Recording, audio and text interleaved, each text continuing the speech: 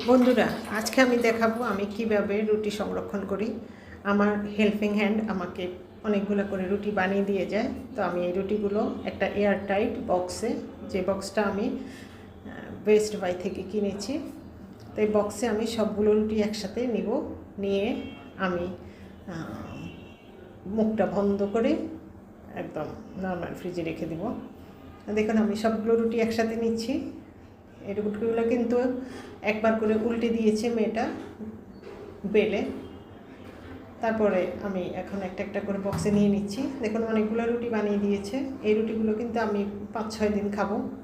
প্রতিদিন আমি রুটি বানাই না, আমার 5-6টা রুটি বানানোর জন্য আমি প্রতিদিন সময় নষ্ট করাই না। তাই আমি এই রুটিগুলো একবারে বানিয়ে আমি 5-6 দিনের জন্য রেখে দিই। দেখুন, অনেকগুলো রুটি, প্রায় 24-25টা রুটি বানিয়েছে মেয়েটা। তারপর আমি একটা ম্যাগাজিনের পেজ নিয়েছি, গোল করে কেটে এটা উপর দিয়ে আমি ঢাকনা বন্ধ করে নর্মাল ফ্রিজে রেখে দেব। তো আমার যখন দরকার হবে আমি তাওয়াটা গরম করে রুটিগুলো সেঁকে নিব। দেখুন, আর কাগজটা দিলে কি হবে, রুটিটা আপনার ঘামিয়ে যাবে না। তো অনেক অনেক ধন্যবাদ।